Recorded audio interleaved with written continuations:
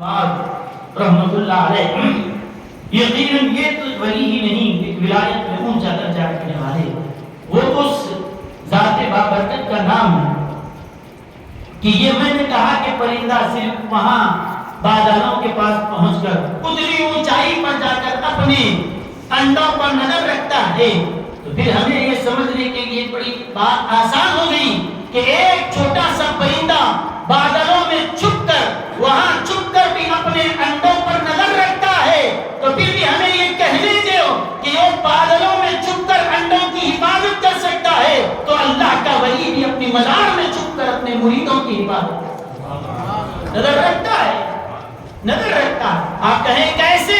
ہم کہیں گے جس خدا نے اس پرندے کو طاقت دی ہے اسی خدا نے اپنے چہیتوں کو طاقت دی۔ آپ کو ماننے میں کیا کہا؟ بھئی چھوٹے چھوٹے پرندے جانوروں کی طاقت کو ماننے تیار ہیں، اللہ کے محبوب بندوں کی عظمتوں کا پھر کیوں انکار کیا جاتا ہے؟ اگر چھوڑے جائیں گے یہ لوگ نہیں، کھڑے کیے جائیں گے قیامت میں، پوچھے جائیں گے۔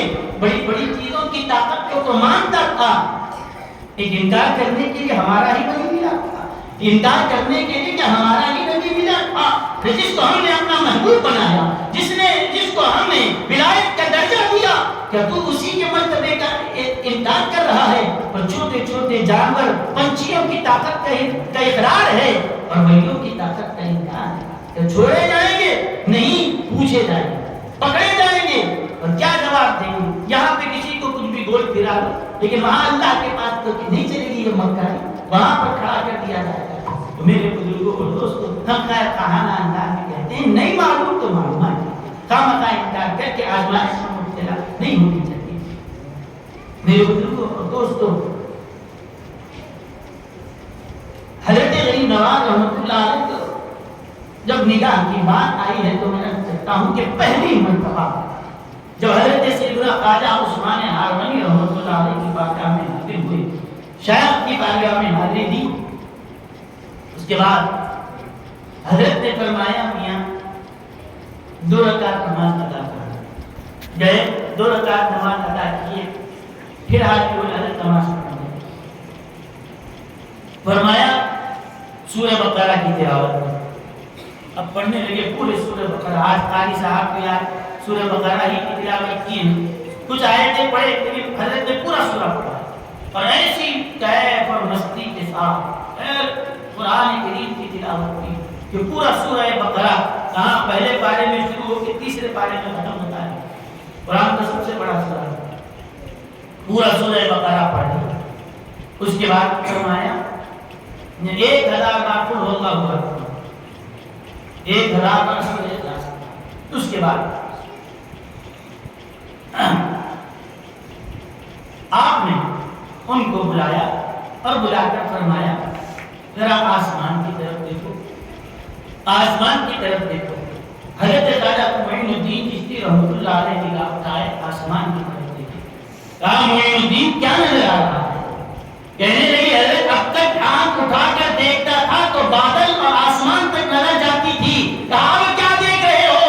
کہا اب دیکھتا ہوں تو عرش معلیٰ نظر آ رہا ہے، عرش نظر آ رہا ہے۔ یہ اب ان کے پیر و مرشد کی پہلی نگاہ کا اثر تھا، پہلی نگاہ کا اثر تھا کہ دیکھتے تو آسمان دکھتا تھا، لیکن ایک ہی محفل میں ایک ہی نظر میں اس کمال کو پہنچا دیا۔ کہا کیا دیکھتے ہو؟ کہا کہ دیکھتا ہوں تو عرش نظر آ رہا ہے، کہا نیچے دیکھ، کہا زمین کو دیکھتا ہوں تو تحت الثری تک نظر آ رہا ہے، سب کچھ نظر آ رہا ہے۔ اس کے بعد یہ ایک نظر جو ان کے پیر و مرشد کی تھی یہ اثر کر گئی، یہ ایک نظر اور ایک نشست کا حال تھا۔ ایسے 20 سے 22 سال حضرت نے اپنے شیخ کی خدمت میں 20-22 سالوں تک کیا کیا نہیں نپاتا ہوگا، پہلی ملاقات پہ وہ منزل تک پہنچا دیا۔ اس کے بعد فرمایا بابا آج جاؤ، رات تمام عبادت کرو اور دن میں روزہ رکھیا۔ گئے رات تمام عبادت کیا، دن بھر روزہ رکھے، پھر آئے۔ اس کے بعد پھر کہا کہ پھر کچھ پڑھوایا، کچھ تسبیح پڑھوائی، پھر سورہ اخلاص سے 1000 مرتبہ پڑھوایا۔ اس کے بعد جو کچھ آپ پڑھاتے رہے وہ پڑھتے رہے۔ اس کے بعد کہا معین الدین اب دیکھ کیا نظر آتا ہے، نگاہ اٹھائی تو کہا کہ حضرت کل دیکھا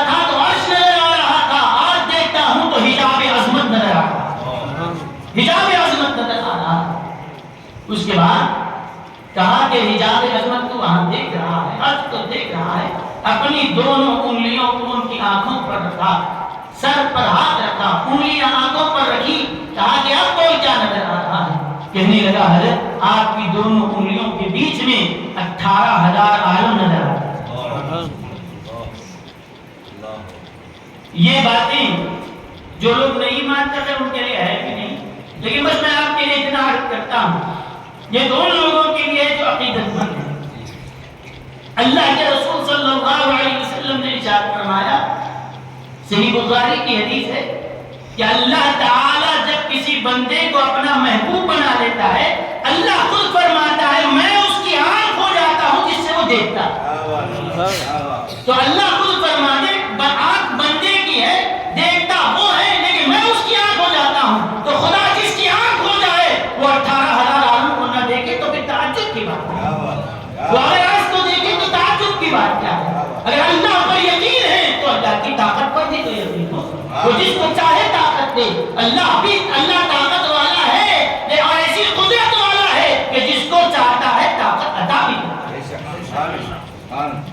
سارے اعتراض اس حدیث سے ختم کر دیں، یہ کیسے دکھا اور کیسے ہوا، یہ نہیں معلوم، وہ نہیں معلوم، ٹھیک ہے نہیں معلوم تو نہیں معلوم، لیکن حدیث سے اتنا معلوم ہوا کہ خدا جس کی آنکھ ہو جائے آپ کو جو چاہے دے، اللہ جو چاہے دکھائے، کوئی چیز اس کے لیے پوشیدہ نہیں ہوتی۔ میرے بزرگوں اور دوستوں، تو اس طرح ایک محفل، ایک نشست کا حال یہ تھا۔ اس کے بعد آپ نے اپنا جو خاص لباس تھا ان کو دے دیا، کہا کہ ہمارے پیرانے کی بار سے یہ چلتا آ رہا ہے، معین الدین یہ تم کو دینا اور اس کو رکھنا، یہ تبرکات ہیں، اور اس کے بعد کوئی تم کو اہل ملے تو اس کو دینا۔ اور یہ جو بزرگوں کی امانتیں تھی، انہوں نے اپنے بعد ان کی اولاد بھی تھی، وہ بھی ولی تھے، اپنے درجے کے پائے کے عالم تھے، ولی تھے، لیکن اس کے باوجود انہوں نے اپنے خاندان میں وہ چیز نہیں دی۔ اس سے زیادہ مستحق خواجہ قطب الدین بختیار کاکی کو پایا ہے، ان کو وہ عطا کرنا۔ یہ نہیں ہے کہ میں ہوں مسند پر تو میرے بعد میرا بیٹا ہی بیٹھے، تو پھر یہ دینداری نہیں، یہ دنیا داری ہے، یہ دینداری۔ حضرت سیدنا علی کے مرتضیٰ کرم اللہ وجہہ الکریم، یقیناً ان کی اولاد میں حضرت امام حسن، حضرت امام حسین، دنیا ان کا ثانی نہیں لا سکتی، کون ان کے کمال کے برابر ہو سکتا ہے، ان کے مثل کون ہو سکتا ہے؟ لیکن شجرہ قادریہ کو پڑھو، حضرت علی کے بعد اس میں نام آتا ہے امام حسن کا نہیں، حضرت حسن بصری کا۔ کون تھے حسن بصری؟ کیا وہ مرتبے میں حضرت امام حسن سے آگے تھے، امام حسین سے آگے تھے؟ نہیں، حضرت علی رضی اللہ عنہ کے بعد سلسلہ قادریہ میں، چشتیہ میں نام حضرت حسن بصری کا آتا ہے۔ حالانکہ حسن بصری وہ ہیں کہ جن کو ولایت حضرت مولا علی و حسنین کے گھر سے ملتی ہے، لیکن اس کے باوجود شجروں میں نام ہوتا ہے، تاکہ جب جس سے کام لینا ہوتا ہے ان کو بٹھایا جاتا ہے۔ اس کے بعد حضرت سیدنا قطب الدین بختیار کاکی رحمۃ اللہ، حضرت غریب نواز کے بیٹے حضرت فخر الدین رحمۃ اللہ علیہ موجود ہیں، اس کے باوجود قطب الدین بختیار کاکی کو انہوں نے کہا کہ اولاد میری ہے، لیکن اللہ کی نگاہ میں جو بلند ہے اس کا حوالے کیا جائے۔ حالانکہ آپ یہ نہیں بس سمجھیں کہ ان کے شہزادے کچھ کم تھے، ان کے شہزادے کا مقام و مرتبہ بھائی جب حضرت قطب الدین بختیار کاکی کو اتنا دیا ہے تو اپنے بیٹے کو کتنا نہیں نوازا۔ اس کے باوجود بھی کہا کہ یہ کام ہے جس سے اللہ لینا چاہتا ہے ان کے حوالے کیا جاتا۔ اسی لیے حضرت ابو بکر خلیفہ تھے، ان کے بعد انہوں نے اپنے بیٹے کو جانشین نہیں بنایا، حضرت عمر کا نام لکھا ہے۔ حضرت عمر کے بیٹے عبداللہ صحابی تھے، حضور کے زمانے میں موجود ہے، عہد مأمون میں، ظاہری قوم میں سب ہیں، غزوات میں شریک رہنے والے فقہاء کے درجے میں ہیں، اس کے باوجود بھی حضرت عمر نے اپنے بیٹے کو جانشین نہیں بنایا، حوالے کر دیا۔ حضرت عثمان جانشین نے، حضرت عثمان نے اس کے بعد اپنے خاندان و قبیلے کو نہیں لایا، حضرت مولا علی عہد ان کو حوالے کیا۔ اس کے بعد حضرت علی رضی اللہ عنہ کے بعد دیکھا کہ کوئی باہر والوں میں اہل نہیں تھا، اہل حضرت امام حسن گھر والوں میں تھے، اس وقت گھر والوں کو اٹھایا، اور جب ضرورت پڑی امام حسن نے بدلا بھی دیا کہ ہم کسی آگے بڑھ چڑھ کے لینے والے ایک گدی اور تخت کے خواہش مند نہیں ہیں. ضرورت پڑی تو حضرت امیر معاویہ کے حوالے بھی کرتے ہیں, ہم کو اس کی ضرورت نہیں ہے. تو یہ ہے اسلام کا. لیکن آج ہر گدی نشین کا بیٹا گدی نشین, چاہے وہ کچھ جانتا ہو یا نہ جانتا ہو, تو پھر اگر طریقت اور تصوف کا کبیرانہ نہ ہو تو پھر کیا ہوگا؟ اگر ہاں وارث اگر جانشین وہ بنتا ہے جو اپنے اسلاف کا یادگار ہو, اپنے اسلاف کی روایتوں کو لے کر چلنے والا ہو, ان کے علوم کا وہ حامل ہو, تو پھر اس کے بعد کیا رہتا ہے. یہاں حضرت فصاحت جنگ جلیل رحمۃ اللہ علیہ نے بہت پیارا شعر کہا. وہ کہتے ہیں خرقہ کس کام کا, خرقہ کس کام کا جب تک نہ ہو درویش جلیل.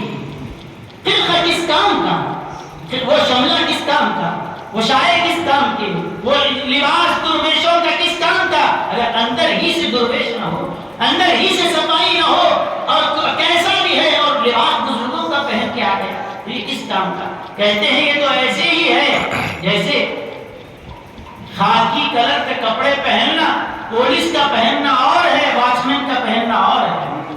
واچ مین اگر پولیس کی وردی کی طرح وردی پہن لے تو وہ پولیس والا نہیں ہوتا. کہتے ہیں کہ خرقہ کس کام کا جب تک نہ ہو درویش جلیل, جامع حرب تو زیبا ہے سپاہی کے لیے, جامع حرب تو زیبا ہے سپاہی کے لیے. کوئی اگر ملٹری کا لباس پہن لے تو آرمی کا چیف نہیں بن جاتا, آرمی مین نہیں بن جاتا. کپڑے پہننا اور ہے, اندر سے ہنر ہونا اور.